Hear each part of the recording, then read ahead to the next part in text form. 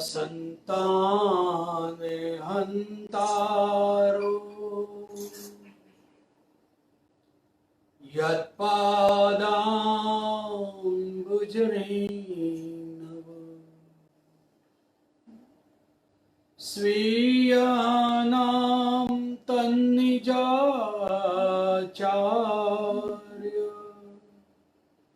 प्रणमामि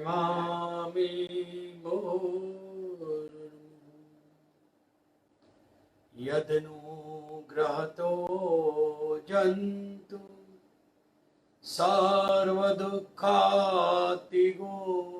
भवेत् तमं सर्वदा वन्दे श्रीमद्वल्लभनन्दनम् अज्ञानतिमिरान्धस्य ज्ञानाञ्जनशलाकया चक्षुरुन्मीलितं येन तस्मै श्री गुरुवे नमः।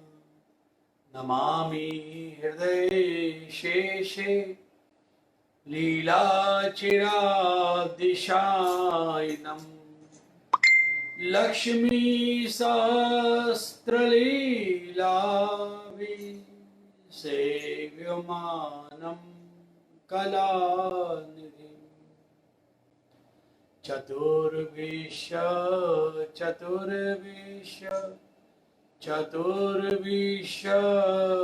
त्रिभिः षड्भिर्विराजते योऽसु पञ्चदा हृदये पञ्चदा हृदये।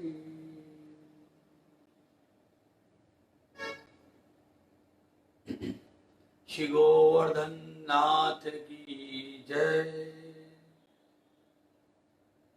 प्रोटोकॉल के अनुसार सर्वप्रथम दान के जो दिन चल रहे हैं उस उपलक्ष्य में ही हमारे बहुजी के द्वारा कीर्तन से प्रारंभ होगा और उसके पश्चात सांझी की भावना उसके ऊपर भी हम थोड़ा मनन करेंगे, मंथन करेंगे और उसके बाद हम नवरत्न ग्रंथ के अंदर प्रवेश करेंगे। तो आओ वैष्णव, हम कीर्तन का लाभ लें। बालकृष्ण लाल की जय, श्री यमुने महारानी की जय, श्री वल्लभाधीश की जय। दान का पद राग बिलावल।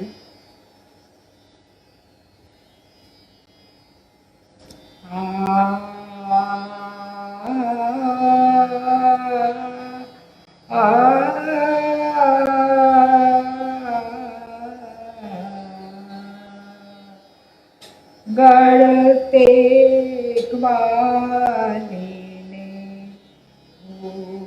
उतरी शीश माही को माटे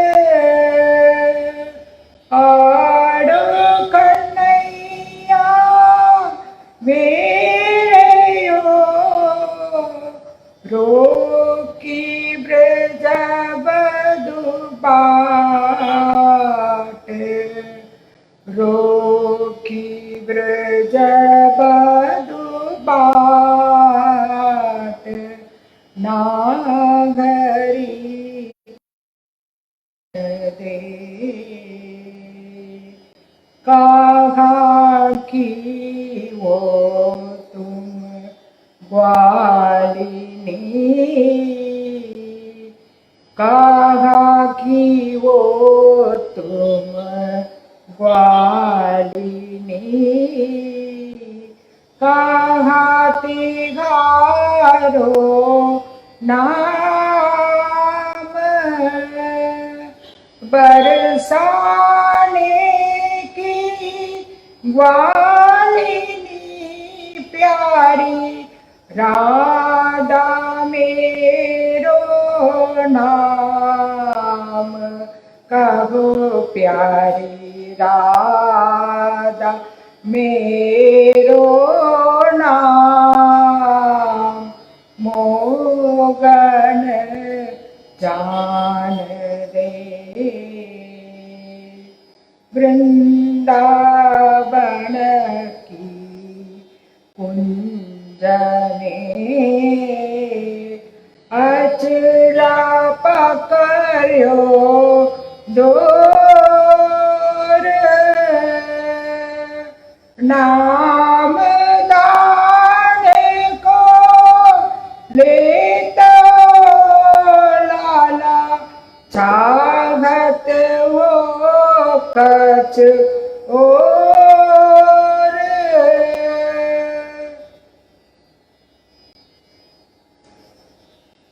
चाहत वो कच और, मोहन जान दे। तुम अकेले हम अकेली, बात नहीं कच जोग।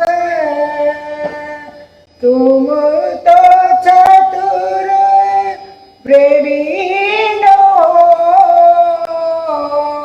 कहा कहेंगे लोग, कहा कहेंगे लोग, मोगन जान दे। संग की सखी सब दूरी निकसी गई, हमरो की बन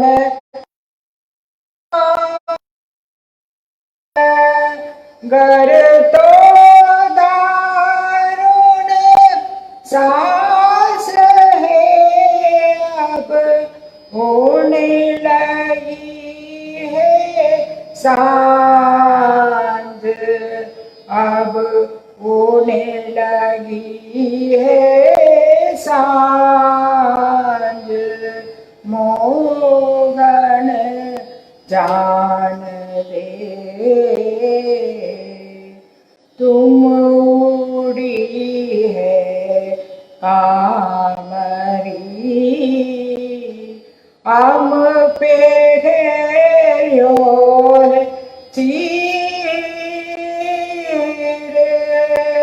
उमड़ वो मड़ी आई बागरी, उमड़ वो मड़ी आई बादरी, अब कहाँ बरसावत नीर, कहाँ बरसावत नीर, मोहन जान दे। प्रेम मगन ग्वालिन बई, हरि को दर्शन पाए, मुकुते बचन आ गई, सो लगी टगोरी जाए, सोन लगी टगोरी जाए, मोगन जान रे। ले मटकी आवे दरी परी, श्याम के पाए, मन बावे सो लीजिए, बचे सो बेचन जाय, बचे सो बेचन जाय, मोगन जान दे, सुख बड़ो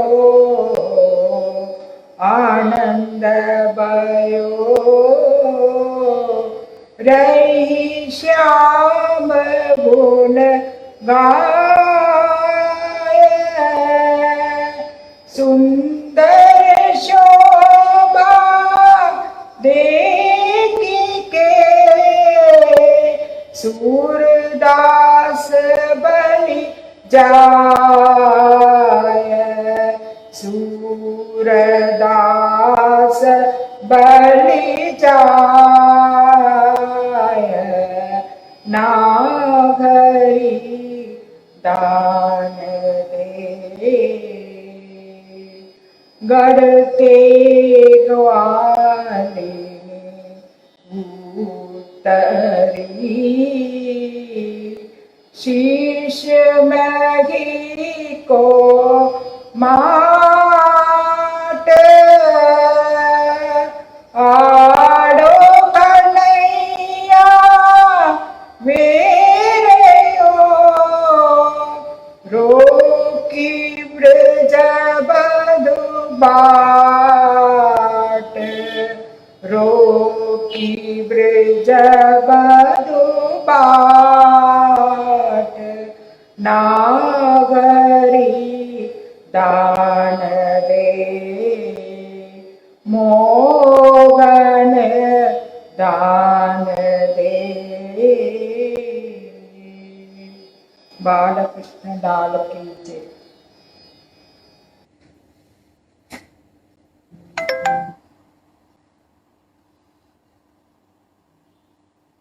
श्री बाल कृष्ण लाल की जय, श्री गिरिराज धरण की जय, श्री वल्लभाधीश की जय, श्री श्याम सुंदर श्री अम्ने महारानी की जय, श्री गुसाई जी परम दयाल की जय।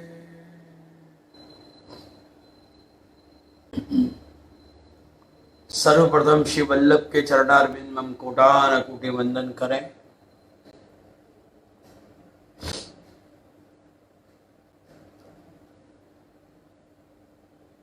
भादरवा सुद पूनम जो अभी गई है, 15 दिन तक भादरवा वद अमावस तक अपने यहाँ पर सांझी श्री ठाकुर जी के सन्मुख पूरी जाती है, भरी जाती है।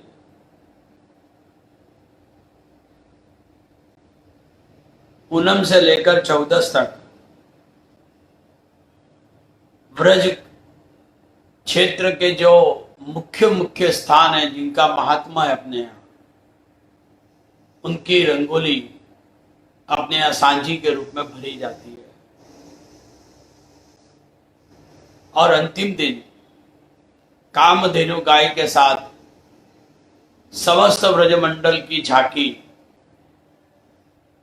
जिसको हम कहते हैं कोट की सांझी, बड़ी सांझी, वो तैयार करके हम श्री ठाकुर जी के सन्मुख धरते हैं। दर्शन बंद हो जाए तब सांझी की परिक्रमा भी अपने यहाँ पर की जाती है। ब्रज रज की भावना से सांझी में जो रंग अपन ने पूरे हैं, वो ब्रज रज की भावना करके हम अपने कपाल पर और टिकी तिलक के रूप में करते हैं।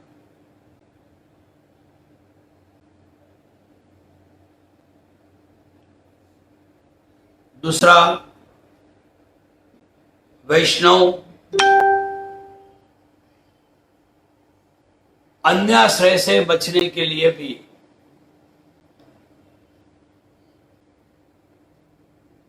सांझी भरने का क्रम करते हैं। दूसरा अपने यहां नियम है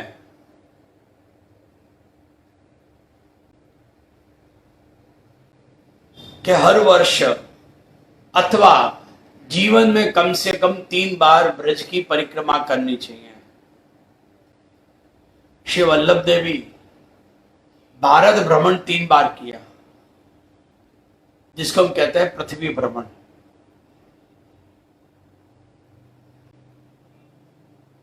तो यहां पर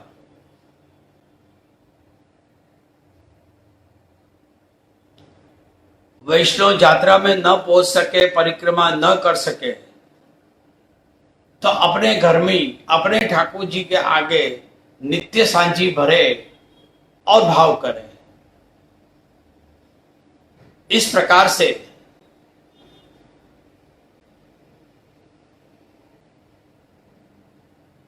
अपने आप पर सांझे का मनोरथ होता है। तो आओ वैष्णवों, हम ग्रंथ के अंदर प्रवेश करें। पिछले वक्त के सेशन में स्मरण का एक क्रम के हमने दर्शन किए, और वो क्रम था अष्टाक्षर और पंचाक्षर मंत्र का जप।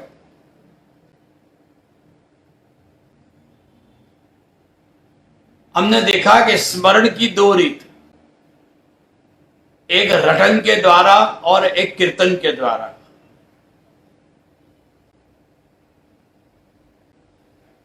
भक्ति के बीज को पोषण के लिए श्री वल्लभ ने आज्ञा करी। 3 बातें उन्होंने अपने ग्रंथ में कही: त्यागात, श्रवण, कीर्तनात्। हमने ये भी देखा कि श्रवण की रीत किस प्रकार होती है। प्रीति पूर्वक श्रवण करना, प्रतीति से करना और सुरीति से करना। पिछले सेशन में हमने सत्संग के स्वरूप को भी समझा। सत्संग कैसा होना चाहिए, यह हमने श्लोकों के द्वारा देखा भागवत के। लोकांश लोकानु गतान पशुच हित्वा सितास्ते चरणाद पत्रम परस परम तद गुणावाद सिद्धो पीयूष निर्यापीत दे धर्मा। सत्संग कैसा होना चाहिए, इसका वर्णन हमने इस श्लोक के द्वारा समझा। और अंत में शरीराय जी ने किस प्रकार सत्संग किया और सत्संग की वृष्टि करी, वो भी हमने एक पद के द्वारा देखा। हो वारी जाऊं इन वल्लभियन पर, मेरे तन को करो बिछोना, शीश धरो इनके चरणन पर। हरिराय जी भी धन्य हो गए उन वैष्णव के दर्शन करके जो सत्संग की वृष्टि में नहा चुके हैं, और जब घर जाने का समय आया तो वो घर जाने के बदले एक गांव के बीच में चौपाल पर बैठकर वो सत्संग में भाव विभोर हो गए, क्योंकि उनका सत्संग रसा।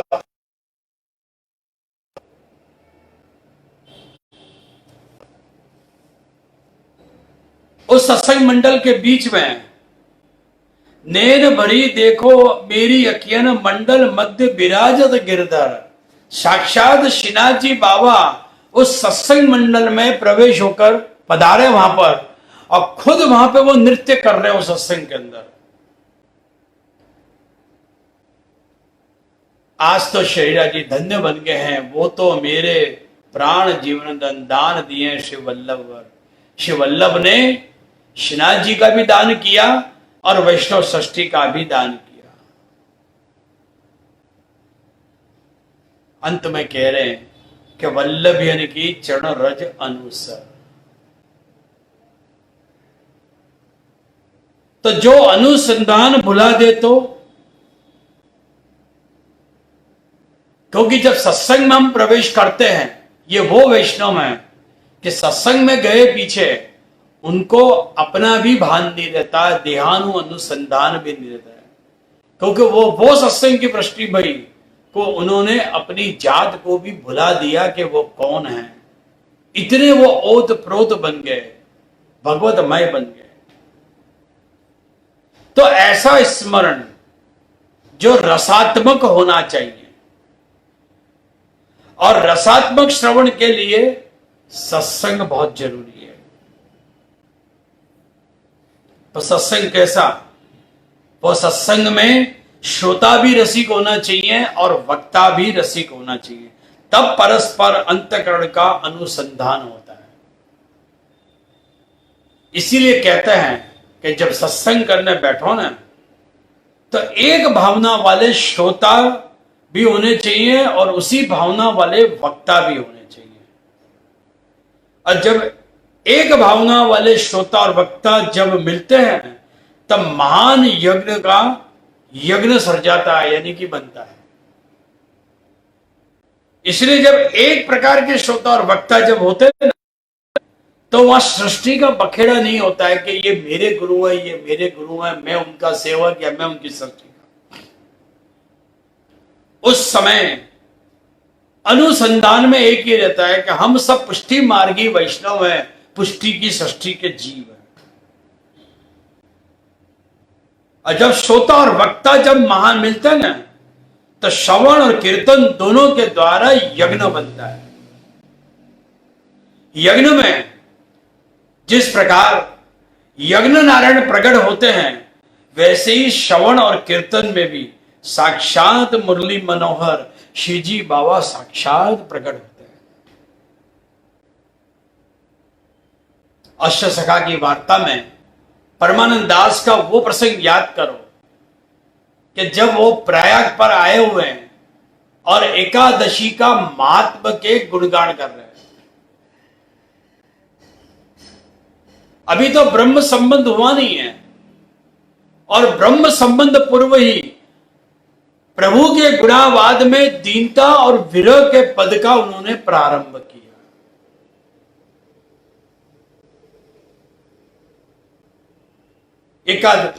एकादशी का दिन था, उनका नाम सर्वत्र फैला हुआ था जगत में कि परमानंद दास बड़े श्रेष्ठ कवि हैं, बड़े श्रेष्ठ भजन गान करते हैं, बड़े सुंदर कीर्तन करते हैं। और उनकी ख्याति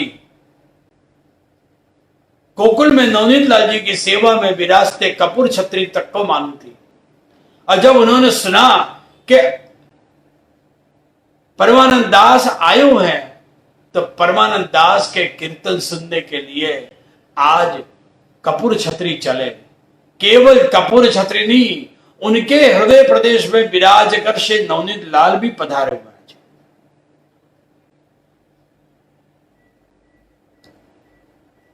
परमानंद दास कीर्तन कर रहे हैं दीनता और विरह के, और उनकी बारंबार दृष्टि कपूर छत्री पे जा रही है, और कपूर छत्री की गोद में विराजते श्री नवनीत प्रिया को वो निरख रहे हैं।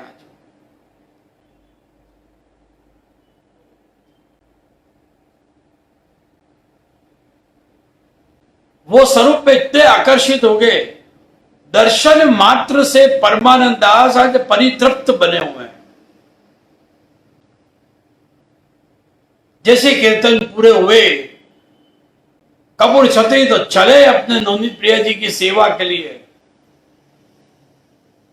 और उनके पीछे पीछे अड़ेर तक परमानंद दास भी चले। परमानंद दास ने हाथ पकड़ लिया आज कपूर छत्री का, बोलो तुम्हारे साथ वो लावण्य वाले जो स्वरूप थे वो कहां विराज रहे। कपूर छत्री ने अड़ेर में विराजते श्री महाप्रभु जी की शरणागति के लिए विनती करी। परमानंद दास से कहा कि परमानंद दास, वो स्वरूप की प्राप्ति तो केवल हमारे गुरु श्री वल्लभ के द्वारा ही हो सकती है। इसीलिए जब श्रवण और कीर्तन रसात्मक बने न, तब यज्ञ का फल भगवान होते हैं। यज्ञ का फल ही भगवान है। तब वो भगवान श्रवण रूपी और कीर्तन रूपी यज्ञ में साक्षात प्रकट होकर देते हैं। सुखदेव जी ने परीक्षित राजा को जब भागवत की कथा श्रवण कराई, परीक्षित राजा जैसे श्रोता आज कथा में बैठे हैं, भले ही वो शुद्ध पुष्टि नहीं थे, मर्यादा पुष्टि थे, तो भी भगवान वहां साक्षात प्रकट हुए। जब सुखदेव जी ने अंत में परीक्षित से पूछा कि राजन भूय भूय कीम श्रोतम इक्षति, तुझे अभी और क्या सुनना है? एक श्रोता जैसे परीक्षित ने क्या जवाब दिया, और यह जवाब हमारे हृदय से भी निकलना चाहिए। श्रवण कितना रसात्मक होता है। शुरुआत में ही कहा कि उसे न भूख थी, न प्यास थी, न कोई तरस थी। प्राग वेसन व्रत करके राजा ने श्रवण किया। उसमें राजा परीक्षित ने कोई तप नहीं किया, कारण के गुणावाद सुनकर भूख प्यास तो वैसे ही चली गई थी। राजा ने 10वें स्कंद में कहा, मुझे कोई न सुधा है न कोई प्यास, ना मेरे जीवन में कोई सुधा रही है न कोई प्यास रही है। और अंत में सुखदेव जी ने पूछा, किम भोय सोतम इक्षसी। परीक्षित राजा तो धन्य हो गए। आज धन्य बने राजा ने हाथ जोड़ते हुए विनती करी, सिद्धोस्मि अनुग्रहोतोस्मि भवता करुणात्मना श्रावितो यच में साक्षात अनादि निधनो हरि। सिद्धोस्मि, मैं सिद्ध हो गया। सिद्ध कैसे हुआ? मेरे साधन से नहीं, अनुग्रहितोस्मि, यह इसका पुष्टि अंश है। अनुग्रहितोस्मि, गुरुदेव आपकी कृपा से। आपकी कृपा मुझ पर क्यों की? मैं राजा था इसलिए नहीं, मैं तो शापित राजा था। और जन्म समय में ब्राह्मणों ने कहा राजा को अंत में श्राप पड़ेगा, भवता करुणात्मना। हे सुखदेव बाबा, मेरे पास कोई साधन नहीं था, मेरे पास तो केवल श्राप था। और आप परम कृपालु भगवान के अनुग्रहित भक्त हो, आपके अनुग्रह से मुझे क्या फल मिला इस समय? श्रावितो भगवान। आपने मुझे भगवान सुनाए। कोई कहे कदाच शब्द रूपे भगवान सुना होगा। परीक्षित कह रहे कि ना, साक्षात भगवान श्राविता। केवल मुझे शब्द ही नहीं दिया, परंतु शब्द के साथ साक्षात भगवान का संबंध मेरे हृदय के साथ कराया। और कैसे भगवान? अनादि निधनो हरि ही, जिसका आदि नहीं, जिसका अंत नहीं, यानी जो परम सुख का दान करे, इतना सुख कि जिसको सहन करने की मेरे पास शक्ति तक नहीं है। दो वस्तु के पुरुषार्थ है, दुख का निवर्तन और सुख की प्राप्ति। इसीलिए अनादि निधना, जिसका निधन भी नहीं है और जिसका जन्म भी नहीं है, यानी कि न जन्म है न मरण है। अर्थात जो अमृतमय है, जो आनंदमय है, भगवान के साथ मेरे हृदय में संबंध कराया। और हरि ही, जो मेरे सभी तापों को दूर कर देता हो, जो युग युग का ताप था, अनंत युगों से प्रभु से विकुटा पड़ा और भूतल पे पड़ा, और उसके साथ मेरा आपने संबंध करा दिया। अब मेरे ऊपर आप कृपा करो, ज्ञान विज्ञान निष्ठया। ज्ञान विज्ञान की निष्ठा तो पहले हो गई और बाद में मुख्य वस्तु की सिद्धि हुई। अब मुझे आज्ञा करो कि मैं अब भगवत धाम जाऊं। जो प्राप्त करना था वो मुझे मिला। यह शरीर, ये देह रहे कि न रहे उसकी मुझे चिंता नहीं। तो यह है श्रवण, यह है स्मरण। श्रवण और कीर्तन के साथ स्मरण होता है। स्मरण, कीर्तन में याद रखना होगा।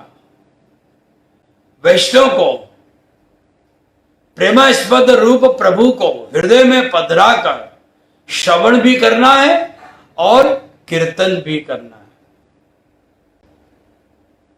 तो हृदय में प्रभु को पधरा कर वैष्णव को याद रखना है।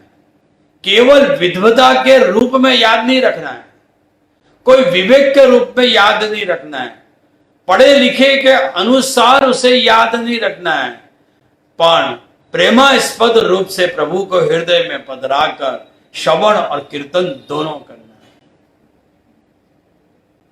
तो ये सब कब बने? निवेदनम तो स्मर्तव्यम सर्वथा तादृशी जने। तादृशी वैष्णव हो तो। तादृशी कौन? दो भेद हमने पहले भी देखे, तदी और तादृशी। पहली कक्षा साधक की और दूसरी कक्षा सिद्ध की।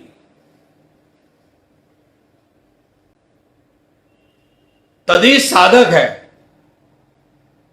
जो प्रभु का बना, जिसने आत्मनिवेदन किया वो तदी।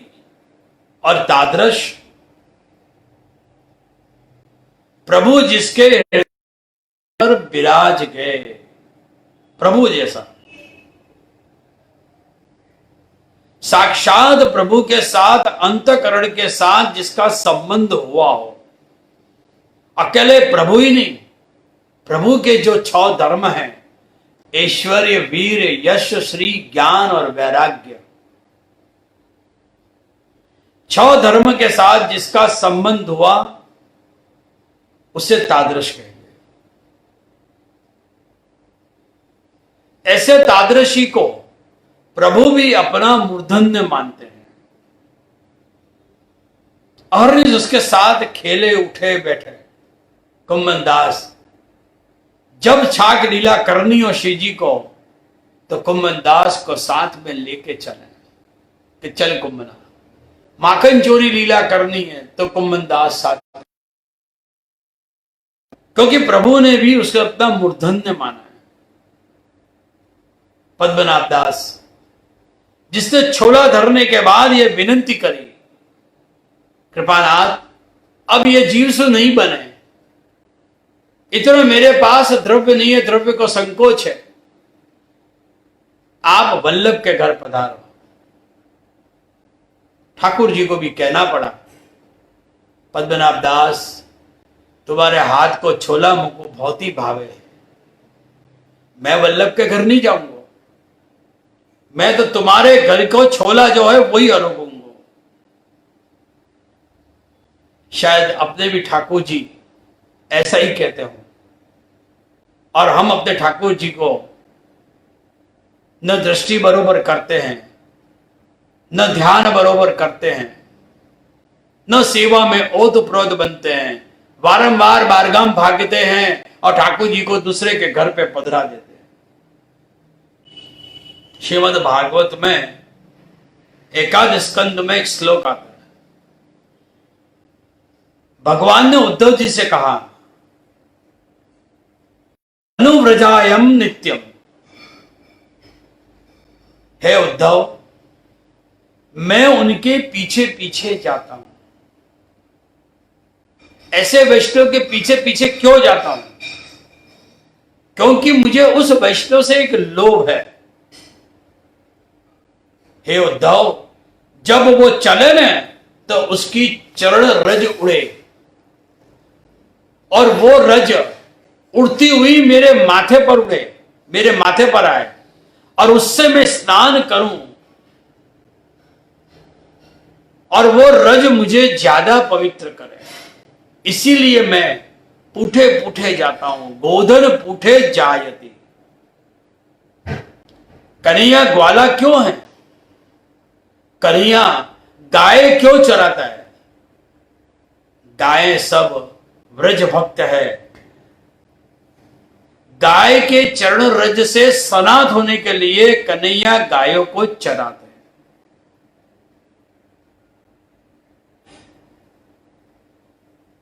इसीलिए वह रज कहां जाके विराजी?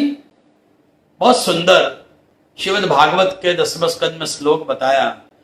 तम गोरज चुरीत कुंतल बदबरह वनस्र रज कवल वेत्र विषाण वेणुह। सुखदेव जी को श्रीमद् भागवत के 3 श्लोक बहुत ही अच्छे लगे। पहला है गोचारण करने प्रभु पधारे वो श्लोक। दूसरा जो है गोचारण करने करके प्रभु वापस नंदालय पधारते हैं, अर्थात आवनी और जावनी दोनों पद, आवनी के पद और जावनी के पद। ठाकुर जी जब गोचारण करने पधारे तब आवनी के जावनी के पद, और जब पाछे पधारे तब आवनी के पद।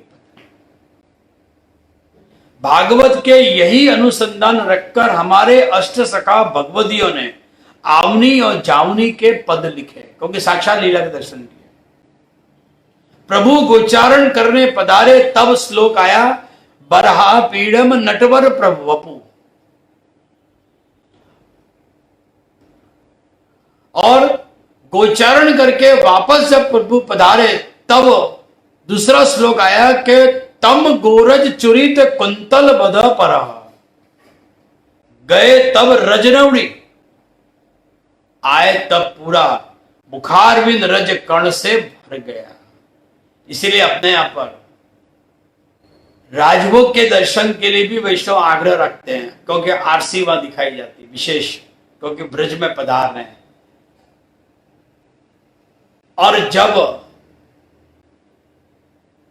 उत्थापन के समय दर्शन खुलते हैं तब द्वार पे श्री यशोदा जी उनका स्वागत करती है, उनको पधराती है और कलेवा करने के लिए भोग धरती है।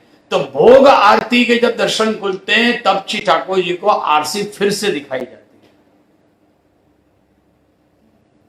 दोनों क्रम है,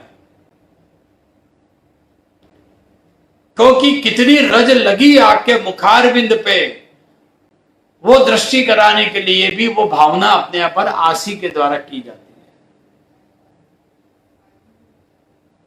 तो आज आपके गोचारण लीला करके वापस पधारे तो आपके केश उड़े उड़े से हैं, के ऊपर सर्वत्र रज लगी भई है, वस्त्र भी पूरे रज से समा चुके हैं, भर चुके हैं। और ऐसे स्वरूप के दर्शन करने के लिए अनेक अनंत भगवदी सायंकाल में कोई गवाक्ष पे चढ़ जाए, कोई वृक्ष पे चढ़ जाए, कोई द्वार की ओट में खड़ा होकर दर्शन करे। अपने यहां पे देखो, सेन आरती करते भी भोग आरती के समय में वैष्णव ज्यादा दर्शन करने के लिए आते हैं। उसका भाव भी यही है। जैसे भृंगी कमल के पान के लिए ललचाए, वैसे कमल लोचन कमलारविंद श्री कृष्ण के दर्शन के लिए भक्त के लोचन भृंगा बन जाए और व्याकुल बन जाए। कैसा सुंदर एक पद है कुंभन दास का। अभी उत्थापन के दर्शन खुले नहीं है और हिलक की भावना उनके हृदय के अंदर से प्रकट गई।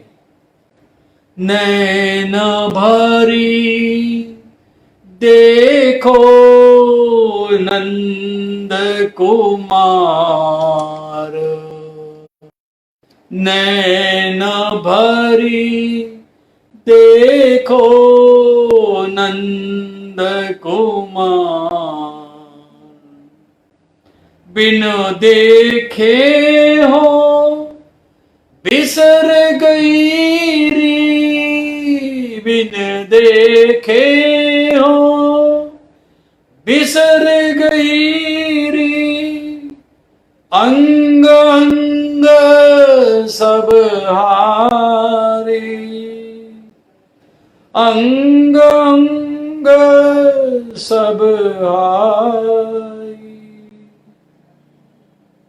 नैन भरी देखो नंद कुमार,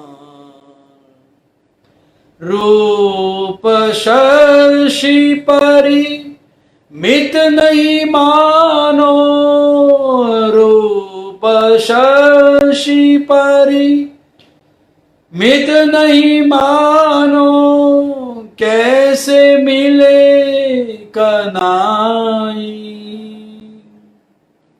कुंभन दास प्रभु गोवर्धन धर, कुंभन दास प्रभु गोवर्धन धर, मिली बाहोरी उर लाई, मिली बाहोरी उर लाई, नैन भरी देखो नंद कुमार, नैन भरी देखो नंद कुमार।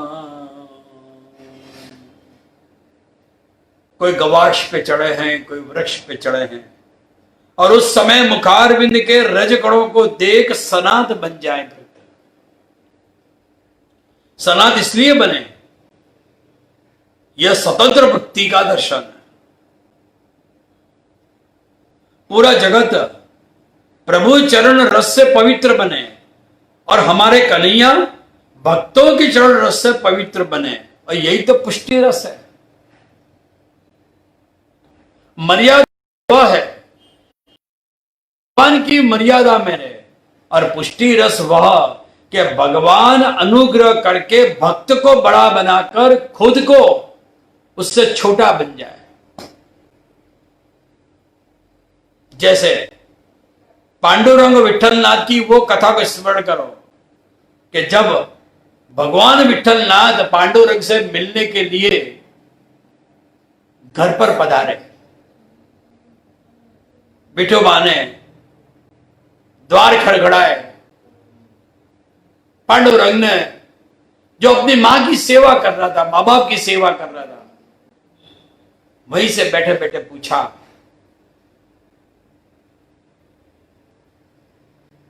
कि कौन है।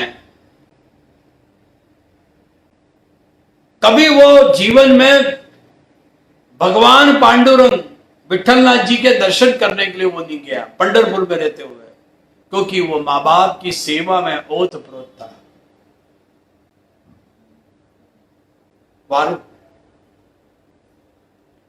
भगवान ने कहा कि मैं विठुबा, यह सुनकर पांडुरंग ने सोचा कोई मिलने के लिए आया है, भगवान का शब्द का प्रयोग नहीं किया।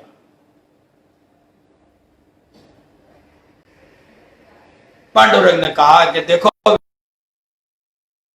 मेरे मां बाप की सेवा में हूं, कुछ देर विश्राम करो, बाहर ईंट पड़ी है, उस ईंट पर आसन ग्रहण करो, मां बाप की सेवा, तत्पश्चात मैं तुमसे मिलने के लिए आऊंगा, तब तक इंतजार करना पड़ेगा। और भगवान इंतजार कर रहे हैं, इसीलिए अपने नाम के आगे उन्होंने पांडुरंग लिखवा दिया। आज पूरे जगत के अंदर भगवान के नाम के साथ पहले पांडुरंग का नाम लिया जाता है, क्योंकि भक्त को बड़ा बनाकर खुद को आपने छोटा बनाया। भक्त के अधीन थे। यशोदा खिलाए और कन्हैया खाए वो पुष्टि रस, पूरे जगत को वो खिलाए वो मर्यादा। वही भगवान को यशोदा खिलाए पिलाए स्नान कराए वो पुष्टि रस। ये पुष्टि रस, पुष्टि, यह वाक्य जो है ना, इस वाक्य के रस को श्री वल्लभ ने वेद और उपनिषद में से प्रकट किया। कोई साधारण जगह से नहीं आया पुष्टि रस। तो वहां भक्त की जो इच्छा, जो आस्वाद लेना हो लेने देते हैं। सबरी का वो प्रसंग याद करो कि जब श्री राम जी वहां पधारे बद्री सबरी आश्रम, और आप सबरी के घर में गए, सबरी देखकर बड़ी खुश हुई, और सबरी जितने वृक्ष में बोर थे उनको तोड़ तोड़ के लिए आई, खासा किए, लेकिन भगवान को चखाने के लिए खुद उसने चखना प्रारंभ किया पहले, और एक एक ठाकुर जी। ये तो भक्त की इच्छा है। भगवान भी उसे आस्वाद लेते हैं और उसे लेने देते हैं। यह प्रमेय भक्ति, स्वतंत्र भक्ति का निरूपण भ्रमर गीत में भी किया है। ऐसे तादृशी वैष्णव जिसमें भगवान धर्म सहित पधारे, भक्त को मुख्य बनाना और भगवान अपने को गौण बनाने, भक्त इच्छा अनुसार अनंत लीला का आस्वाद निभाए, ऐसे वैष्णव को तादृशी वैष्णव कहेंगे। कैसे तादृशी वैष्णव? ऐसे हृदय, ऐसे भगवती के हृदय में धर्मी स्वरूप से भगवान स्वयं विराजे। तादृशी के कुछ लक्षण यहां पर श्री पुरुषोत्तम जी बता रहे हैं, और तादृशी के अनेक लक्षण अपने शरीर महाप्रभु ने भी शिक्षा पत्र में बताया। तदीयाश्चे स्वतत तुष्टा कृष्ण तुष्टोन संशय, तदीयास्तु निजाचार्य चरणेक परायणा। तादृशी का प्रथम लक्षण है निजाचार्य चरणेक परायण। बहुत समझना यहां पर।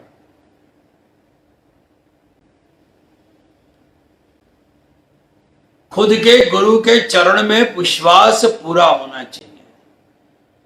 जो ब्रह्म संबंध दाता है और हमारे श्री वल्लभ विठ्ठल हैं, उनके अंदर पूर्ण विश्वास होना चाहिए। परंतु आज का समय कैसा चल रहा है? आज के समय में अगर देखें ना तो शास्त्रियों की बोलबाला ज्यादा है। आज के समय में अगर कोई व्याख्या करे लक्षण की तो यूं कहेगा कि निजाचार्य चरणेक परायणा, निजाचार्य की जगह भागवताचार्य चरणेक परायणा।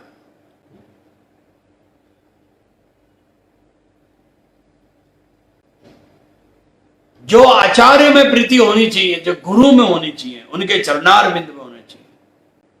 इसलिए तो अपने यहां पर पादुका जी की सेवा, जब वैष्णव पधरामी करते हैं तो जो ब्रह्म संबंध आता है कि गुरु जो है बालक हैं, उनके कंकु के छापा रखकर वो सेवा करते हैं। ऐसे भी वैष्णव घर है, कई वैष्णव घर है कि अहर्निश वो छापा गुरुदेव के चरणारविंद के रूप में वहां विराजे। केसर स्नान का क्यों आग्रह करते हैं वैष्णव? पधरामी करते हैं, घर में पधराते हैं तो केसर स्नान का आग्रह विशेष करते हैं, क्योंकि निजाचार्य चरणीक परायण, वो चरण की प्राप्ति करनी है।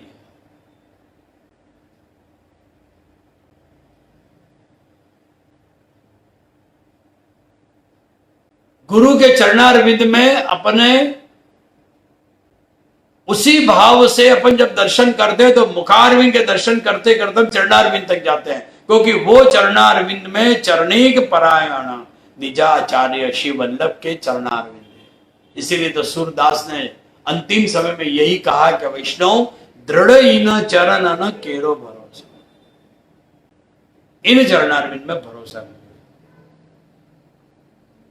इसीलिए गुरु का मान ज्यादा संसार में है, लेकिन कितने वैष्णव समझते नहीं है, तो वो शास्त्रियों को ज्यादा मान दे देते हैं।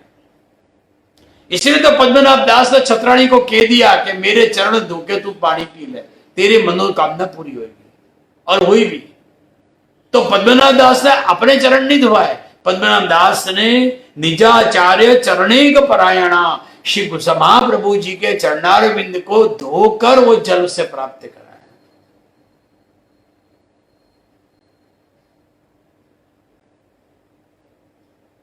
इसीलिए तो अष्टसखा जैसे भगवती गोविंद दास क्या कह रहे हैं, चरण लगो चित मेरो श्री वल्लभ, चरण लगो चित मेरो श्री वल्लभ, इन बिन और कछु नहीं भावे, इन बिन और कछु नहीं भावे, इन चरणन को चेरो, इन चरणन को चेरो, चरण लगो चित मेरो श्री वल्लभ, इन्हीं छाड़ और जो झावे, इन्हीं छाड़ और जो झावे, सोमुख तु सोमूरख तुगलीनो, सोमूरख तुगलीनो, गोविंद दास ये निश्चय कर सोई। यही भाव वैष्णव का होना चाहिए, गोविंद दास ये निश्चय कर सोई। आज उन्होंने निश्चय कर लिया, इसी को कहते हैं तादृशी, जिन्होंने गुरु के चरणारविंद प्रभु के चरणारविंद को त्यागा नहीं। ध्यान भले शिव, जिनका ध्यान शिव महाप्रभु जी में है। तो पहला लक्षण है निजाचार्य चरणिक परायण, दूसरा है अनन्य भजना, अनन्य भाव से प्रभु की भक्ति करनी और सेवा करनी। श्री हरिराय जी के वो शिक्षा पत्र का श्लोक स्मरण करो कि जिसमें श्रीराज जी ने वैष्णव के 14 कर्तव्यों में एक कर्तव्य का निरूपण किया, मनसा भावे नित्यम लीला सर्वा क्रमागता। मनसा भावे, जैसे एक पतिव्रता नारी पति की सेवा करे, ऐसा पातिव्रती धर्म धारण करके अनन्य भाव से प्रभु की भक्ति और सेवा करते हैं। याद रखना, सेवा में सेवा में सात्विकता भाव नहीं चलेगा, तामस भाव ये करना ही है, ये ऐसे ही होगा। दुनिया बदल गई तो भले बदल गई, लेकिन पुष्टि मार्ग की सेवा की जो प्रणालिका है वो मेरी बदलेगी नहीं, वो तामस भाव। सात्विक भाव ना चले उसमें। ऋतु अनुसार की जो सेवा करनी है तो ऋतु अनुसार की सेवा करें और श्रम का पहले विचार करें। अनन्य भजना, रामायण के वो प्रसंग को याद करो कि भरत ने श्री राम के पादुका जी को रखकर सिंहासन पर राज्य किया। अनन्य भजना। तीसरा है तुष्टाह, जिसके अंदर कोई भी लौकिक कामना ना हो। इसीलिए तो हमारे शेर जी आज्ञा कर रहे हैं शिक्षा पत्र में कि भार्यादिस्व अनुरागोपी सेवा हेतु का एवही। भार्यादिस्व यानी कि अपने जो कुटुंबी जन है, भाई बहन जो है, भाई बहन जो है, उनके साथ अनुराग कैसा रखना? सेवा एवही, सेवा संबंध का अनुराग उसके साथ होना चाहिए। और सेवा में अगर उसको रुचि नहीं है, अनुराग नहीं है, तो प्रयास छोड़ना नहीं चाहिए। कम से कम जैसी कृष्ण का संबंध बनाते भय प्रयास तो चालू रखना चाहिए, जिसके अंदर कोई भी प्रकार की लौकिक कामना नहीं हो, जो भक्ति रस में मस्त बने हो। शेरा जी आज्ञा कर रहे हैं, लौकिकम वैदिकम चापी कार्यन कुर्वन अनास्तया। लौकिक कार्य करने, वैदिक कार्य करने, लेकिन आस्था बिना के करने। उसमें ऐसा नहीं कि ओत प्रोत बन जाए। तो हमारे श्री द्वारकेश जी 10 मर्म में आज्ञा कर रहे हैं कि लोक वेद त्याग चरण गोपीश को, लौकिक और वैदिक का त्याग करके श्री ठाकुर जी की चरणारविंद में लेना। तुष्टा भक्ति रस में मस्त बने हुए हो। भक्ति रस कौन सा? हमारे श्री वल्लभ नाम का रस। और श्री वल्लभ ने जो भक्ति रस का दान किया, उस रस में रचे पचे रहना चाहिए। इसीलिए तो वेणीदास 84 वर्षों की वार्ता में आता है, जो बारंबार काशी की यात्रा करते हैं। क्यों करते हैं? क्योंकि काशी पहुंचकर श्री महाप्रभु जी के मुखारविंद से श्री भागवत रूपी सुबोधनी जी का श्रवण करने के लिए बारंबार वहां पर जाते हैं और 6-6 महीना तक वहां पर वास करते हैं। चौथा है काम लोभ विवर्जिता, जिनके अंदर काम की भावना नहीं, लोभ की भावना नहीं। हम सत्संग में तो जाते हैं, परंतु वहां पर तादृशी पे देखना है क्या इनके अंदर काम है, क्या इनके अंदर कोई क्रोध है। आज समाज के अंदर ऐसे लोग निकले हैं सत्संग के नाम पर। यहां पर हमें वैष्णव तरीके 2 वस्तुओं का विचार करना है, काम और लोभ। सत्संग में जाओ तो विचारो कि यह सत्संग अर्थानुसंधान या यह सत्संग खुद की इच्छा की पूर्ति के लिए तो नहीं है। बहुत संभालना चाहिए अपने को, जिससे हम अपने चरित्र को भी बचा सकें और अपने स्वरूप को भी बचा सकें। क्या यह खुद की इंद्रियों को तृप्त करने के लिए तो नहीं है। जो काम की भावना हो और लोभ उसमें प्रेरक हो, तो उसी समय उस सत्संग का हमें त्याग कर देना चाहिए। शरीरा जी के चरित्र में आता है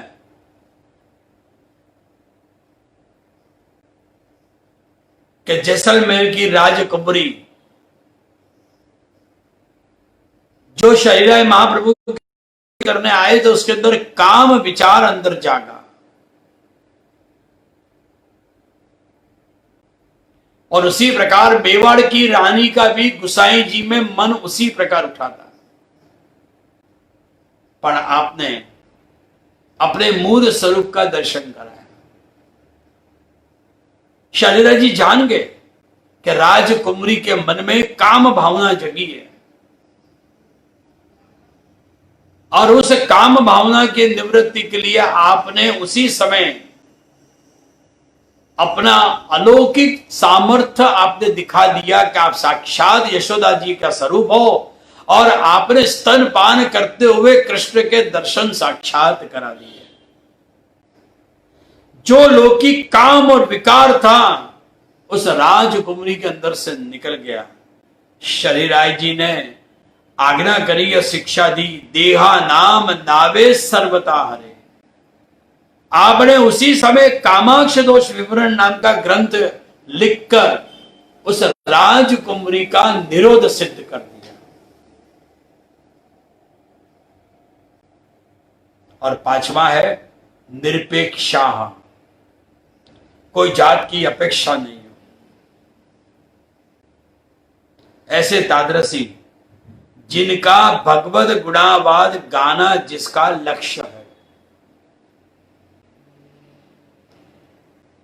दिनकर सेठ जिनकी श्रवण भक्ति सिद्ध थी, बहुत ही श्रेष्ठ भक्त थे, केवल शिव महाप्रभु जी के गुणावाद की चाहना थी। इसीलिए तो उन्होंने सब कुछ त्याग करके केवल श्री महाप्रभु जी का आश्रय लेते हुए अडेल में ही वास कर लिया, लेकिन कोई भी प्रकार के फल की आशा नहीं, कोई जात की अपेक्षा नहीं, केवल गुणावाद गाना और श्रवण करना जिसका लक्ष्य हो, ऐसा निरपेक्षा। और छठा है विरक्ताश्च, जिसकी संसार में कोई आसक्ति नहीं। उनके भी घर हैं, कुटुंब है, परिवार है, परंतु उनके अंदर कोई प्रकार की आसक्ति नहीं। श्री महाप्रभु जी जब वर्धा पधारे तब दामोदर हर्षानी से मिलकर आपने आज्ञा करी, दबला तेरे तो मेरे साथ आनो है, परंतु तेरे जो भाई हैं दूसरे तीन, उनसे पूछ तो ले, बड़े हैं तेरे। दामोदर हर्षानी जी हंस पड़े, महाराज इनसे पूछूं मैं? इनसे पूछने की आवश्यकता नहीं है, क्योंकि ये मेरे तीन भाई कैसे हैं, एक उद्वेग है, दूसरा प्रतिबंधक है, तीसरा भोगश्यति है। ठीक वैसे ही गोविंद दास जो कीर्तन सेवा करते, गोविंद स्वामी अपनी बेटी को ब्याहने के बाद वो ठाकुर जी की सेवा में, कीर्तन सेवा में रहते। बेटी मिलने के लिए आई, कान भाई जिसको कन्हैया कहते हैं,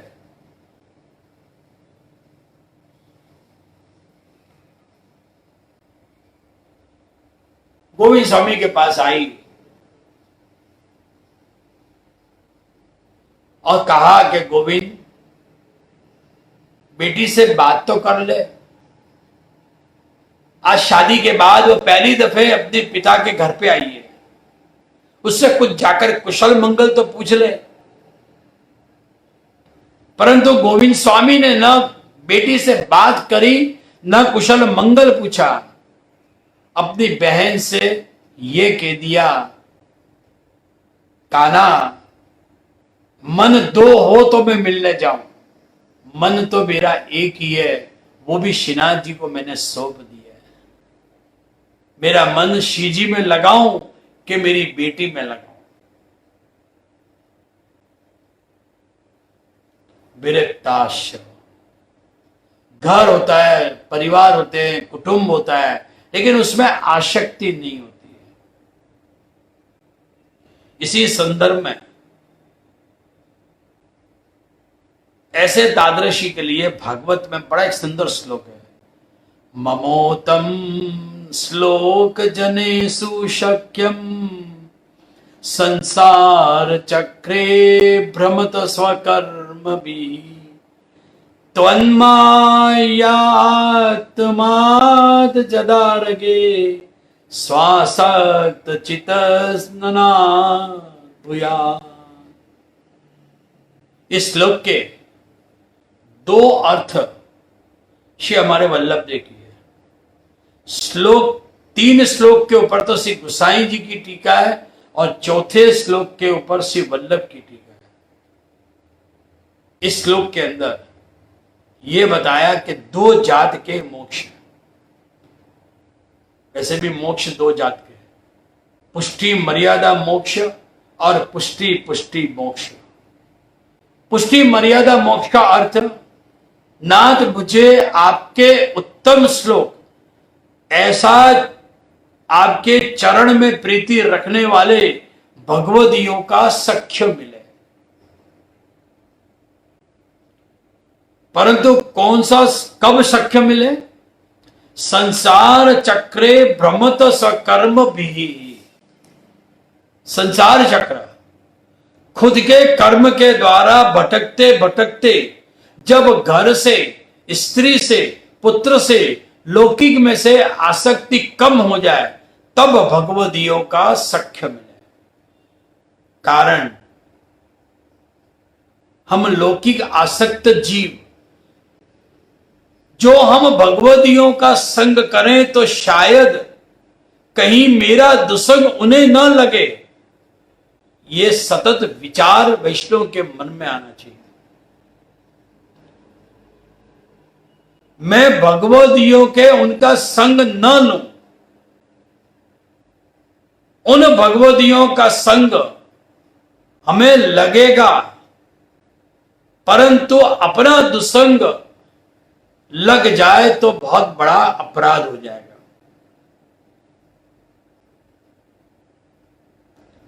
हम प्रभु सन्मुख नहीं रह सकते, तो ध्यान रहे हमारी मलिनताओं वो वैष्णव को न जीवन में चोटे। सत्संग करने तो जाते ही हैं, पर कहीं हम अपना दुसंग तो देके नहीं आ रहे हैं, या उनके अंदर का दुसंग कहीं हम लेके तो नहीं आ रहे। हम ऐसे सत्संग में जा रहे हैं जैसे संबर वाला की पत्नी पुत्र मलेक्ष हुआ तो पिता के घर पे भेज दिया, अपने पास नहीं रखा। क्यों नहीं रखा? क्योंकि पुत्र मलेक्ष था। और संबर वाला की पत्नी की उत्तरावस्था में अनन्य प्रीति से द्वारकाधीश में जागी। उस संग से हमें उस समय दूर हो जाना चाहिए, ऐसे विद्वान कह रहे हैं। संग छोड़ देना चाहिए। और कई बार ऐसा होता है, बालक हो, भगवदी हो, और हम संसारिक हैं, लौकिक आसक्ति वाले जीव, बारंबार आए, चरण स्पर्श करें, वाणी श्रवण करें, और वो धीरे धीरे व्यवहार में ऊंचे से नीची कक्षा में हम ले जाए, सत्संग के बदले वो दुसंग छोड़ के जाए। इसीलिए भगवदी कहते हैं कि नाथ, जिस दिन यह सबका त्याग कर सकूं, बहुत ध्यान से सुनना, जिस दिन मैं इन सब का त्याग कर सकूं, विरक्त बन सकूं, तब ऐसे भगवदियों का संगी नहीं, मुझे उनका सख्य मिले। एक अर्थ ही है। दूसरा अर्थ, संसार में फिरते फिरते स्वकर्म से मुझे वैष्णव कुटुंब मिले, ऐसी मेरी पत्नी मिले, ऐसा मेरा वैष्णव पति मिले, ऐसे मेरे बालक वैष्णव मिले, ऐसे मेरे माँ बाप, पूरा परिवार जिसको कहते हैं कि प्रभु भक्त हो, नित्य लीला के संबंध से प्रभु समर्पित जीव हो, सबकी रुचि एक जैसी, एक रंग में सब हो, ऐसे कुटुंब में मुझे सख्य मिले। संबंध रखने वाले भगवदियों का संग मिले। इसीलिए सूरदास और कुंभन दास, रामदास जैसे भगवदी परमानंद दास को मिलने के लिए दोपहर के समय में अनोसर के बाद आते हैं, और उन वैष्णव को देखने के बाद परमानंद दास धन्य बन जाते थे। आए मेरे नंद नंदन के प्यारे, आए मेरे नंद नंदन के प्यारे, माला तिलक मनोहर बानो, माला तिलक मनोहर बानो, त्रिभुवन के उजियारे,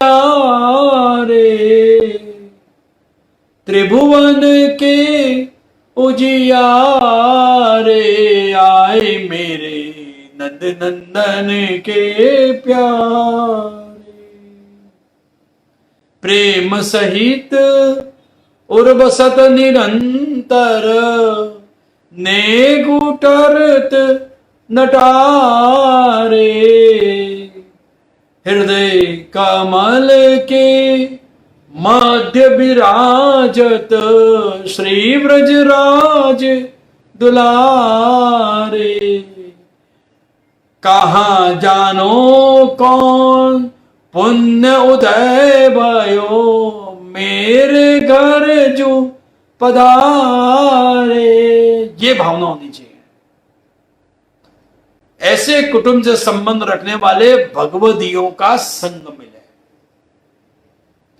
परमानंद करतनो छावरी, वारी वारी बो वारे, आए मेरे नंद नंदन के प्यारे। ऐसे भगवती जो प्राप्त हो ना, तब सत्संग बाहर करने की जरूरत ही नहीं है। घर पे ही सत्संग मिलेगा। अपने माँ बाप से सत्संग मिलेगा, अपनी पत्नी से सत्संग मिलेगा, अपने पति से सत्संग मिलेगा, अपने बच्चों के साथ बैठ के सत्संग मिलेगा। ऐसी बुद्धि जागती है। जब ऐसा परिवार मिल जाए तो कहीं जाने की जरूरत नहीं है। ऐसे परिवार को छोड़ने की जरूरत नहीं है। ऐसा दिव्य परिवार जो सतत प्रभु सेवा में सन्मुख बना रहता है।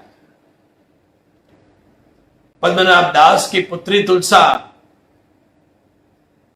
श्री गोसाई जी ने 2 प्रश्न किए कि तुलसा, बहुत दिनों के बाद आज इलाहाबाद संगम पे तू दिखी आज। तुलसा ने कहा, कृपानाथ, सेवा से समय ही नहीं मिला, सत्संग से समय ही नहीं मिला, क्योंकि घर में ही सख्य था। घर में पूरा परिवार पुष्टि रस में था। गोसाई जी ने दूसरा प्रश्न किया कि मथुराधीश कैसे विराज रहे हैं। तुलसा ने भी जवाब दे दिया, मथुराधीश कैसे विराज रहे हो हमें कैसे खबर पड़े। हम तो बस पेट भर खाइए, नींद भर सोइए और वल्लभ के गुणगान गाइए।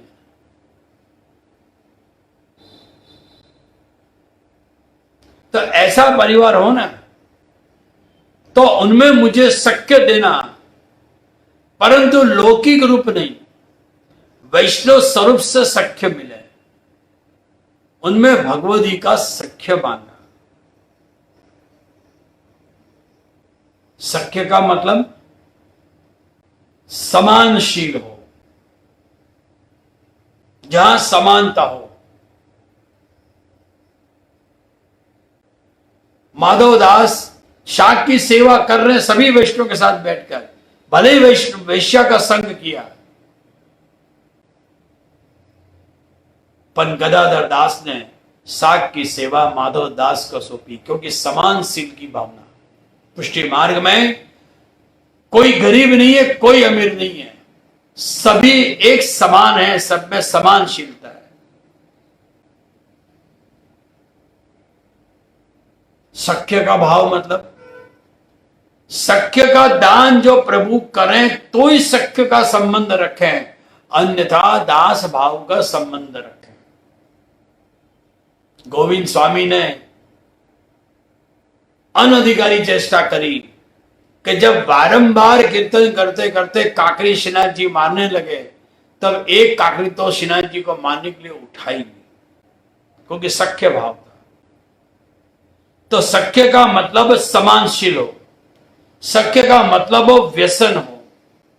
व्यसन का मतलब जैसा अपन ने अभी 1-2 सेशन में चर्चा करी कि गोविंद स्वामी श्रीनाथ जी के लिए घोड़ा बन गए, ये व्यसन अवस्था।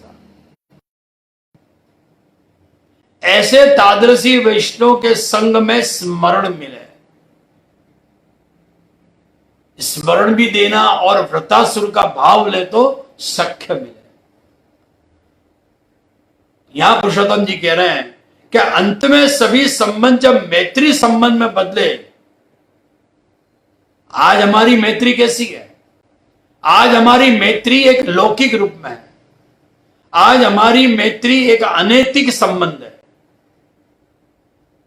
यहां मैत्री संबंध जहां पे अंतरंग भाव हो वो मैत्री संबंध, जहां कोई भी लौकिक नहीं हो। एक उदाहरण दिया कि कैसी मैत्री, सूर्य और कमल जैसी। कमल और भ्रमर जैसी मैत्री नहीं, क्योंकि दोनों की वो जो मित्रता है, मैत्री है, वो लौकिक हो सकती है, क्योंकि भ्रमर कमल के ऊपर बैठकर रसपान करता है। और ऐसी मैत्री रखे ना तो वो वैष्णव वैष्णव नहीं हो सकता है, कारण कि वो लौकिक मैत्री है। और ज्यादातर सब लोग लौकिक मैत्री बहुत रखते हैं। मैत्री किसके साथ? केवल श्री ठाकुर जी के साथ हो सकती है। परंतु जब वैष्णव के साथ मैत्री का संबंध आवे तो वैष्णव वैष्णव सख्य भाव कैसा रखे? जैसे सूर्य और कमल। कमल कितना नीचे है और सूर्य कितना ऊपर है, कितना दूर है, और उसी सूर्य की किरणों से कमल खिलता है। और इतनी दूरी बनाकर जब वैष्णव वैष्णव के साथ संग करें न, तो वैष्णव वैष्णव के संग से उनकी वाणी खिल जाती है। इसीलिए परमान दास ने तो कहा ना कि हरि तेरी लीला की सुधी आवे। 3 दिन तक श्री महाप्रभु जी ध्यानावस्था में रहे, देह का अनुसंधान रहा नहीं, क्योंकि 3 लीलाओं में वो ओतप्रोत बन गए। गिरिराज जी की कंदरा में पधारे, वृंदावन की कुंज में पधारे और श्री यमुना जी की कुंज में पधारे। 3 दिन तक आपको विरह रहा। तो लौकिक भाव बिना का एकदम उज्जवल प्रेम, ऐसा प्रेम हो तभी सत्संग का आनंद आता है, जिसमें लौकिकता की छाटा तक न हो। और यह संबंध कैसा? प्रभु के साथ बंधाया हुआ संबंध, शिव वल्लभ की छत्र छाया में बैठे हुए बंधाया हुआ संबंध। इसीलिए तो छीस स्वामी लाहौर नहीं गए। जो लाहौर पत्र लिखा था वो पढ़ने के बाद से गुसाई जी से क्या विनती करी उन्होंने? हम तो श्री विठल नाथ उपासी, हम तो श्री विठल नाथ उपासी, सदा से वो श्री वल्लभ नंदन, सदा से वो श्री वल्लभ नंदन, कहाँ करो जाय काशी, हम तो श्री विठल नाथ उपासी। छोड़ी नाथ जो और रुचि उपजत, सो कहियत असुरासी, चीत स्वामी गिरि धरन श्री विठल, बानी निगम प्रकाशी, हम तो श्री विठल नाथ उपासी। ये अनन्य शिव साईं जी के हैं, तभी तो गुणगान में आनंद आता है। यह आनंद सकल लौकिक निवृत्ति करा के अद्भुत अलौकिकता हृदय में प्रकट करता है। और यही तादृशी के लक्षण। इसीलिए यहां आज्ञा करी कि निवेदनम तो स्मर्तव्यम सर्वथा तादृशी जने, सर्वथा निवेदनम तो स्मर्तव्यम, घर में रहकर। सर्वथा का अर्थ है घर में रहकर अनिवार्य रूप से अष्टाक्षर और पंचाक्षर जब सेवा के साथ करना, जब भी सेवा से समय मिले इनके जप करना। प्रभु जो अपने घर में विराज रहे वो प्रभु स्वरूप का अनुसंधान वैष्णव को सतत करना चाहिए। एक अर्थ तो ये दूसरा अर्थ किया कि घर में सर्वथा तादृशी जने ही, तादृशी का संग करते, श्रवण और कीर्तन करते करते प्रभु भक्ति करनी।